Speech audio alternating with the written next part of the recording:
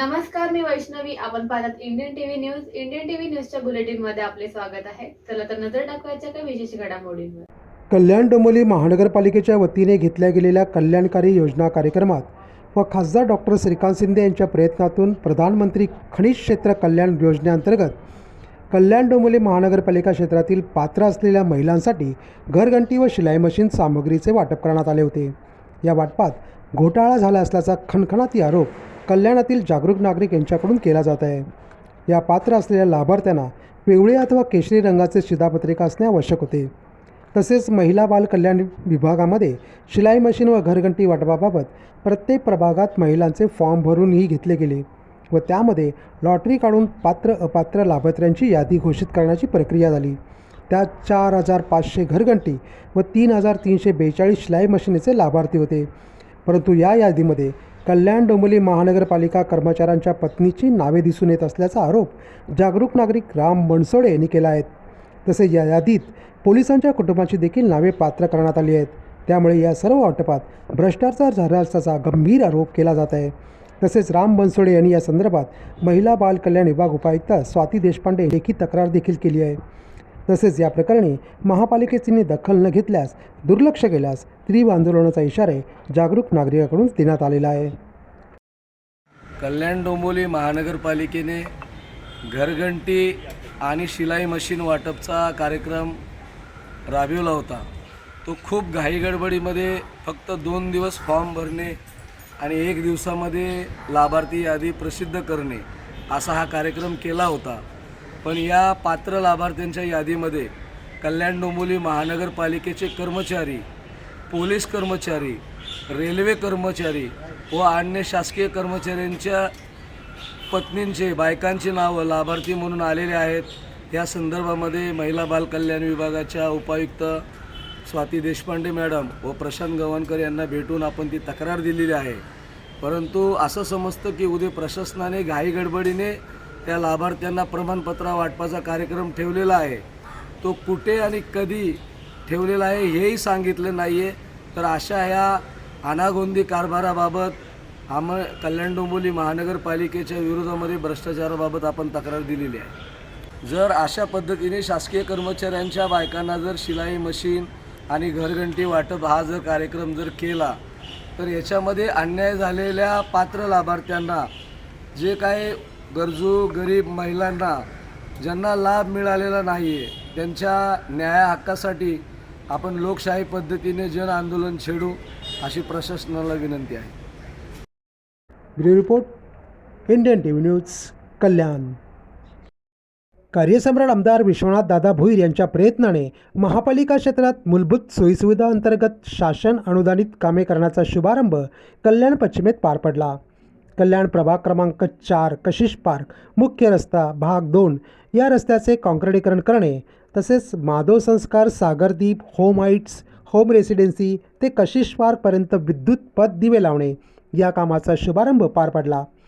Kashish park best of co-op housing सोसायटीजवळ कामाचा शुभारंभ करण्यात आला.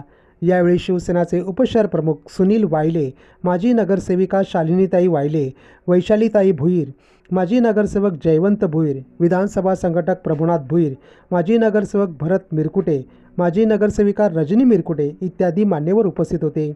भरत मिरकुटे व रजनी मिरकुटे यांच्या अथक प्रयत्नाने व पाठपुराव्याने आमदार विश्वनाथ भोईर यांच्या आमदार निधीतून हा विकास कामाचा शुभारंभ कशिश पार्क परिसरात पार पडला. यावेळी प्रभाग नागरिकांनी आमदार विश्वनाथ भोईर यांचे, तसेच माजी नगरसेवक भरत मिरकुटे व माजी नगरसेविका रजनी मिरकुटे यांचे आभार मानले. आमदार निधीतून भूमिपूजन सोहळा इथे आयोजित केलेला आहे. रस्त्याचं काँक्रिटीकरण, तसेच LED लाईटचे भूमिपूजन आज इथे आयोजित केलेलं आहे. आज गेली 5-6 वर्षापासून याच्या मागे आहोत आम्ही. 5-6 वर्षानंतर त्यांनी सुद्धा कशिश पार्कमधल्या बऱ्याचशा सोसायटीमधल्या लोकांनी आमच्याकडे समस्या मांडली. आम्ही ती समस्या आता 5-6 वर्ष मागे लागून आज तो योग आलेला आहे. त्याबद्दल खरंच मनापासून आमदार साहेबांचे मी मनापासून धन्यवाद करते.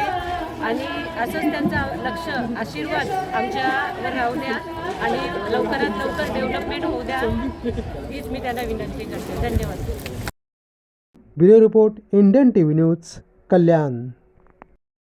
कल्याणमधील आधारवाडी कारागृहातील कैद्यांसाठी CCTV प्रकल्प, टेलिफोन कॉइन बॉक्स सुविधा, व्हिडिओ कॉन्फरन्स, मुलाखत युनिट, लायब्ररी या नवीन पूर्ण सेवा सुरू करण्यात आल्या आहेत. त्यामुळे कैद्यांच्या सुविधेत आणखीन वाढ झाली आहे.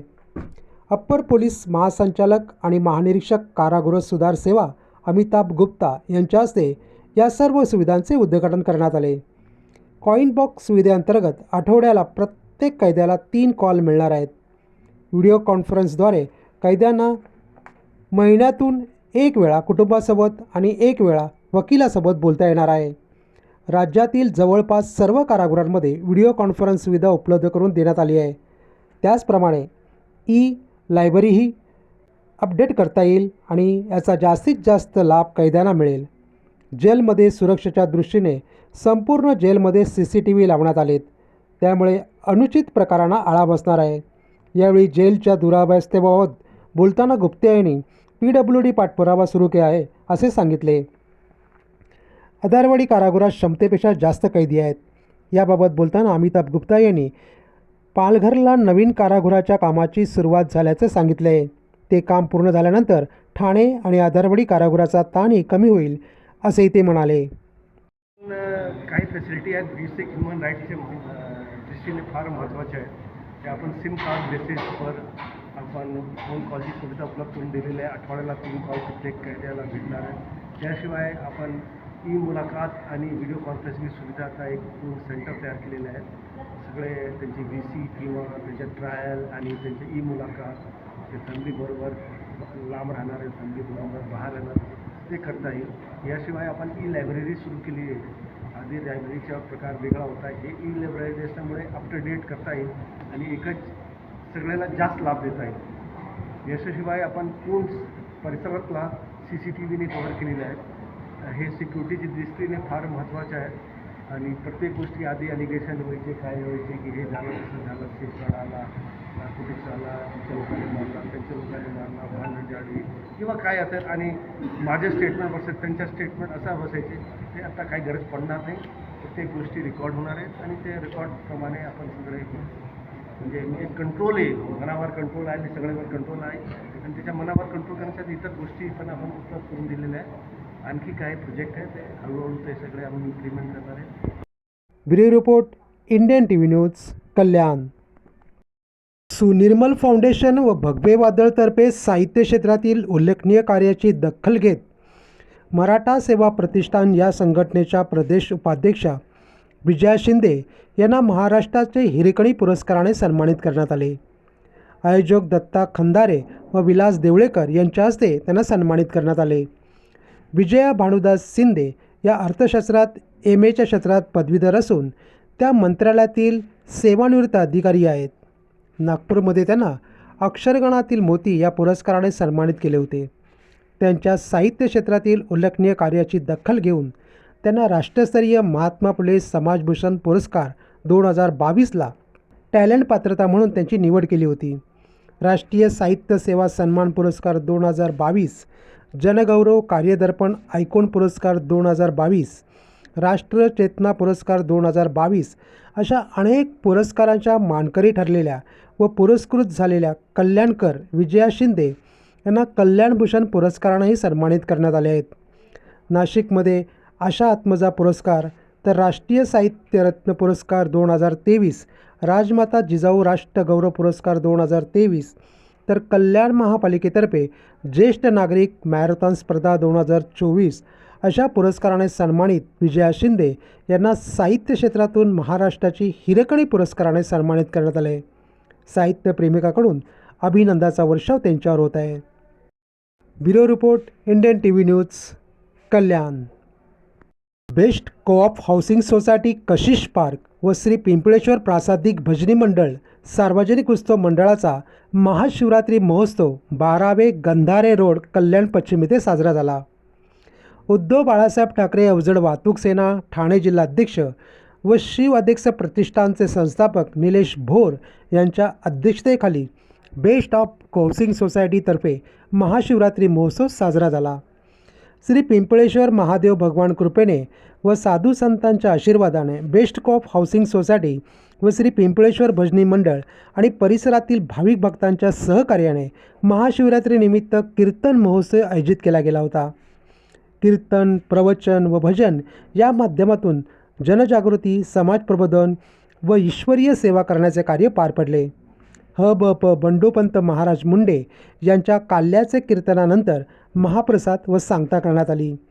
यावेळी best of housing society limited कशिश पार्कचे अध्यक्ष, सेक्रेटरी, खजिनदार, सदस्य तसेच उत्सव कमिटी, महिला भजनी मंडळ यांचे विशेष सहकार्य कार्यक्रमाला लागले.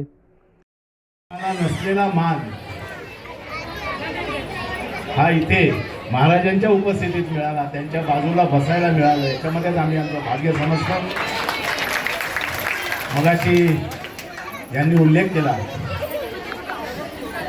गट बीट असं काही नसतं. देवाच्या ठिकाणी सगळे सारखे. देव, देश आणि धर्म यासाठी यापुढे प्रत्येकाने काम करावं, झटावं. राजकारणाचा कंटाळा आला तर जिथं कीर्तन प्रवचन असेल तिथे जाऊन बसावं.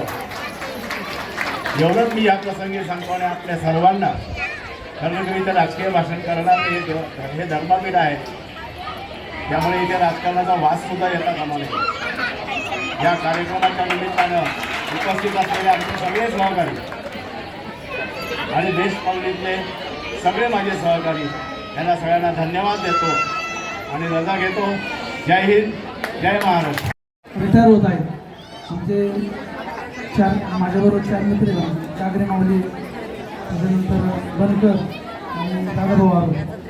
त्यानंतर दुसरे तुमचे थैके नाही देत ऊर्जे तुम्हाला, पण आमचे 75 शब्द नक्कीच तुम्हाला आमचे प्रेमाचे तुमच्या पाठीशी राहतील. तुमचा स्वभाव गावठी मास्तर म्हणजे वारकरी संप्रदायातील गौरवाचार्य आदरणीय श्रीगुरु रामकृष्णदास महाराजी ललितकर यांचे ते सचिन म्हणून. Bureau report, Indian TV news, Kalyan. या होत्या इंडियन टीव्ही न्यूज. तुम्हाला आमच्याशी संपर्क साधायचा असल्यास स्क्रीनवर दिलेल्या क्रमांकाशी संपर्क साधू शकतात. 9320